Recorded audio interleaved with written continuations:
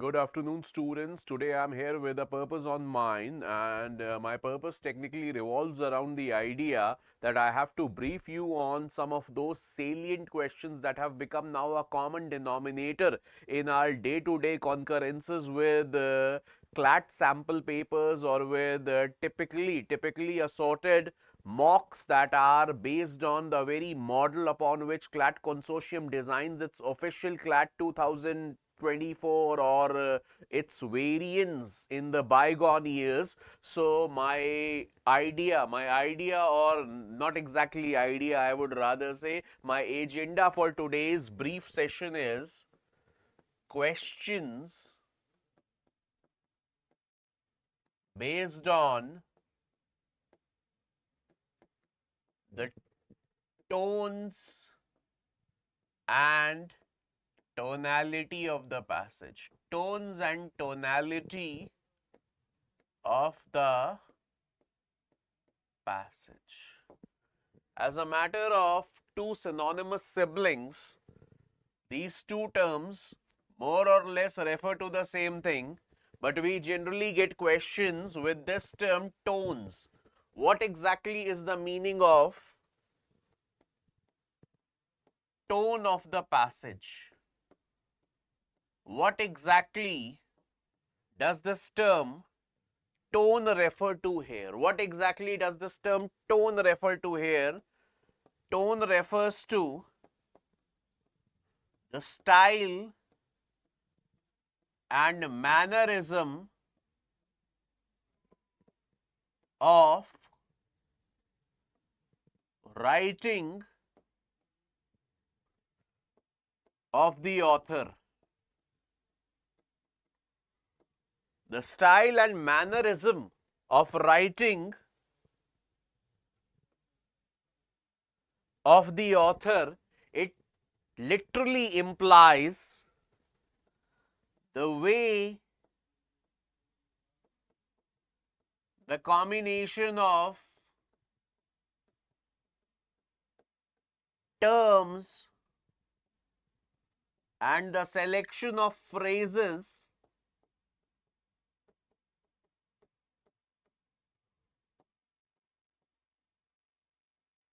preferred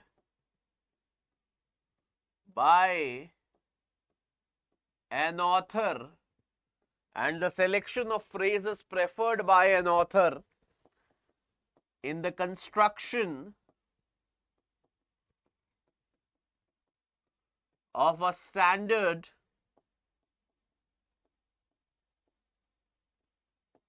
CR passage.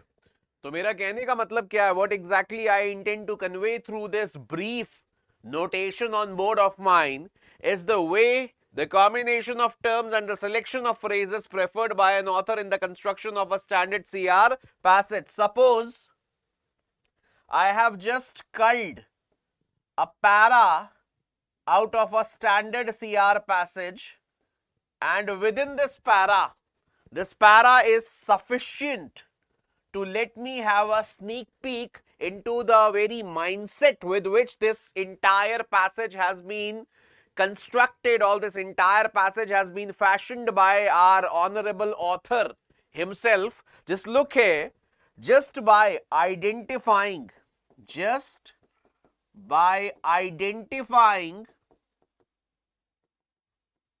the nature of combination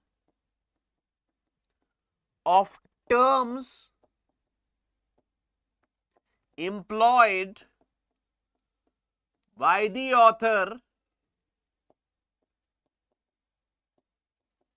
in his construction, we are sure to land somewhere within an ace of precisely identifying what intention does he carry at the back and at the fore of his mind while scripting this entire passage. Now, one more thing.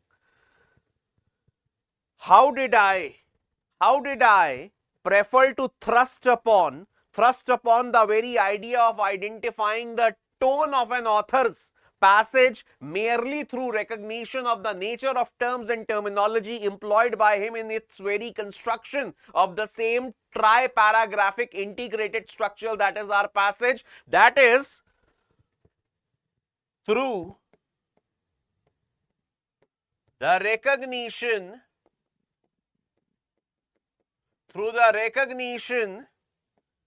and subsequently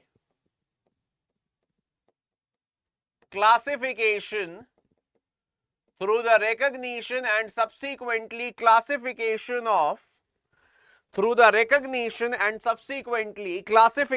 of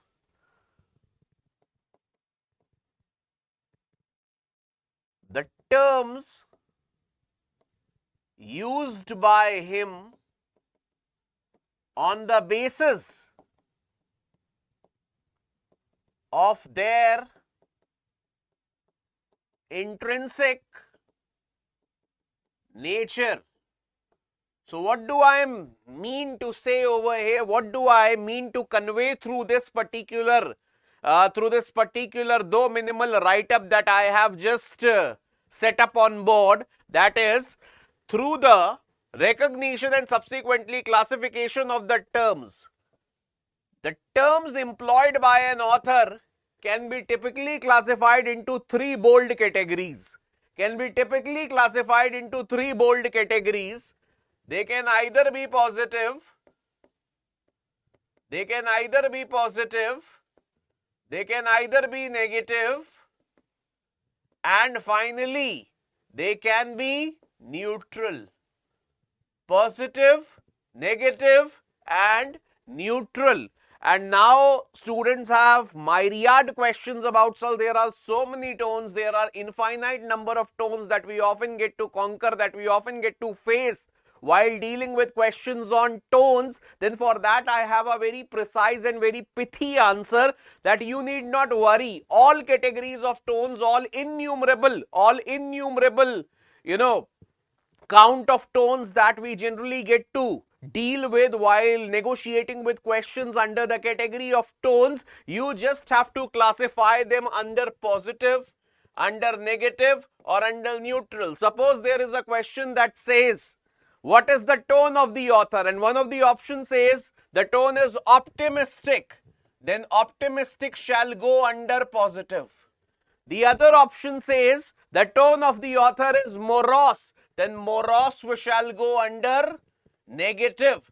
And the third one says the tone of the author is analytical. Analytical is neither positive nor negative. Analytical is your neutral.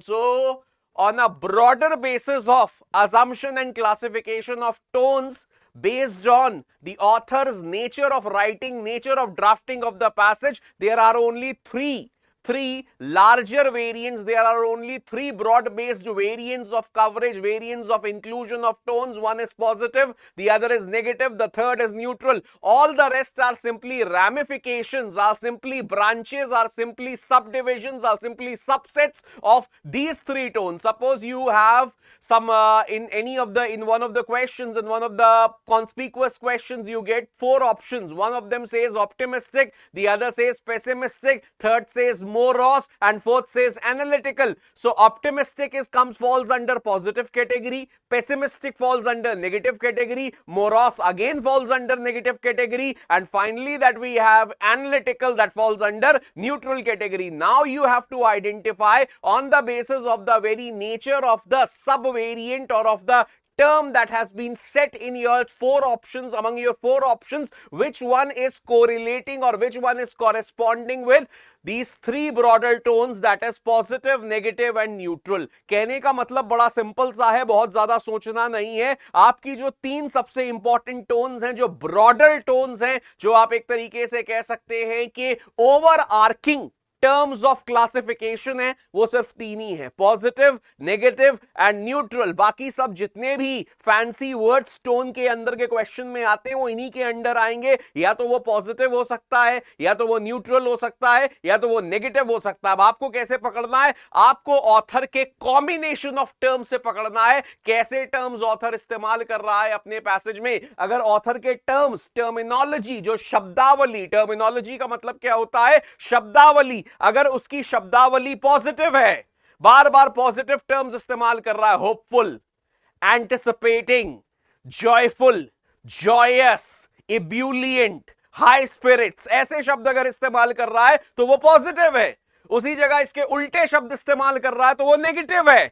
और वो बीच का रास्ता अपना रहा है, thoughtful, considerate, analytical, acknowledging, considering, or in other words you can say thoughtful, sitting at the fence, ये सारे क्या हैं? Neutral. So I suppose this brief session of mine has been able to serve its purpose of giving you a direct insight, a direct sneak peek into this highly pinching, this pinch hitting section of tones as per our syllabus structure under critical reasoning. So I would like to now extend my thanks to all my patient viewers who have lent their ears to this brief session of mine, and in case they feel there is anything that they can put in as suggestives to my overall presentation to this brief program that I have put together, they are most welcome to let us be informed of through their suggestives into our chat boxes, or into our comment section. Okay, thank you, Bacho. Thanks a lot. It was wonderful having you all for this brief session, and we hope to see you all more often. And let's assume that our enterprise, our interaction, our interface is going to be on a prolonged basis, prolonged time basis, and you will be benefited thoroughly through this sincere endeavor of ours. Thank you, Bacho. Thanks a lot. It was wonderful having you all here.